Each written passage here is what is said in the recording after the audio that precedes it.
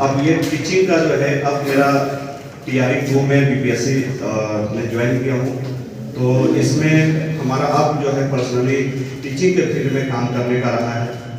और अभी मेरा PhD भी है, रिसर्च स्कॉलर हूँ। फाइनल स्टेप अवार्ड अभी नहीं मिला है। तो इसमें मेरा शुरू में था topic societal tendency sign and symptom in Bhagalpur commissioner.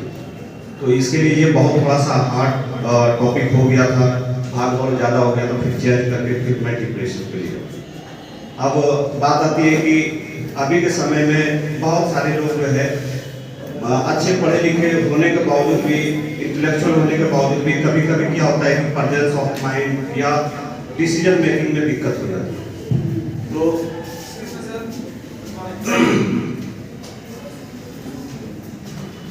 तो इसमें एक वर्ड आता है मेंटल स्टेटस, ठीक है, जिसको शॉर्ट फॉर्म में बोलते हैं MSc या PSc बोलते हैं। ये क्लिनिकल के बैकग्राउंड में है। तो एक नॉर्मल सा क्वेश्चन पूछा जाता है कि आप क्या खाए हो, कल का क्या याद है। लेकिन ये सारे क्वेश्चन जो क्लिनिकल से रहता है, तो हम उसका मेमोरी चेक करते हैं, उसका व्यवहार चेक करते हैं, उनका बॉडी टोन से जो है, उसका गेस्चर पोस्चर से उसका पूरा बिहेवियर एनालिसिस है। उसी के संदर्भ में एक टेस्ट आता है, इसका नाम होता है TAT। नाम बहुत छोटा सा है लेकिन इसका काम बहुत बड़ा है, जिसको बोलते हैं थ्रेमेटिक परसेप्शन टेस्ट। ये पास्ट, प्रेजेंट और फ्यूचर को मॉडिफाई करता है, यानी पूरी तरीके से एनालिसिस करता है। अब इसी से एक रिलेटेड मैं एक छोटा सा स्टोरी से मैं बताऊंगा कि प्रॉब्लम सॉल्विंग और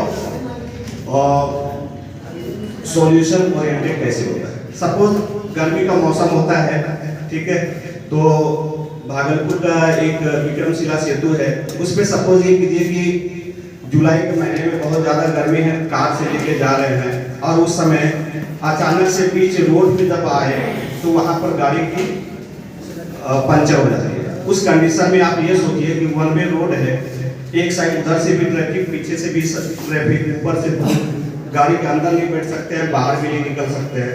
लास्ट में क्या होता है कि गाड़ी में एक स्टेपनी लगा होता है, सबको पता ही है। वो स्टेपनी किसी तरह से भागम भाग करके वो निकालते हैं, और निकालने के साथ क्या होता है कि वो उससे नट बोल्ट वगैरह जो है लग देता है। तो इतनी हड़बड़ी में कभी कभी क्या होता है कि कुछ काम गड़बड़ हो जाता है, तो वो सारा जो है नट बोल्ट गंगे की नदी में गिर जाता है।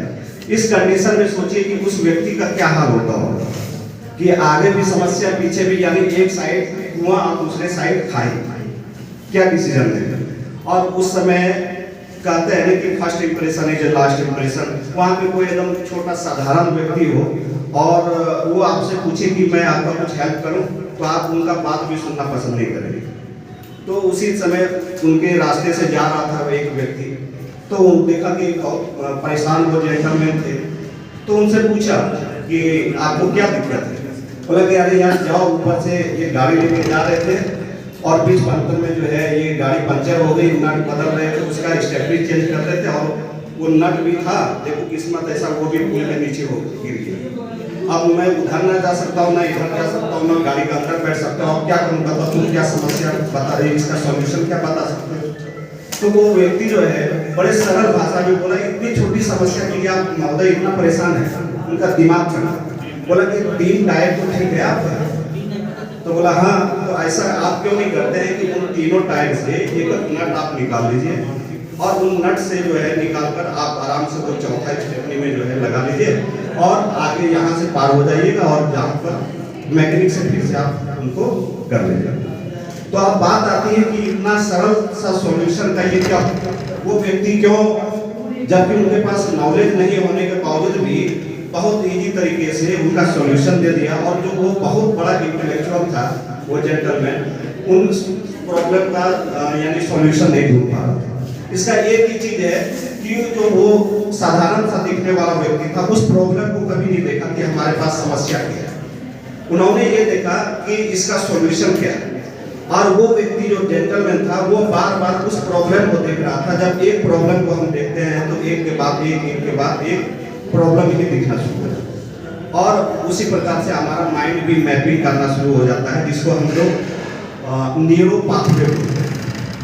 न्यूरो पाथवे जो है एक ऐसा चीज है, जैसे आपने देखा होगा कि खेत में कोई सा रास्ता नहीं बना होता है, उस रास्ते पे एक आदमी जाता है और फिर उस रास्ते से एक आदमी फिर देखता है, लगता है कि कोई एक आदमी इधर से गया है, तो फिर उसी रास्ते से वो आदमी भी चलना शुरू करता है। फिर तीसरा, चौथा, पांचवा, छठा, ऐसे चलते चलते एक पगडंडी बन जाती है। पगडंडी से धीरे धीरे फिर एक रास्ता बन जाता है, एक रास्ता से फिर एक रोड से फिर हाईवे बनना शुरू। उसी प्रकार से हमारा मस्तिष्क में एक केमिकल रिलीज होता है और इसी प्रकार से कोई भी चीज हमारा मेंटल इमेज बन जाता है। ठीक है, धन्यवाद इसी के लिए।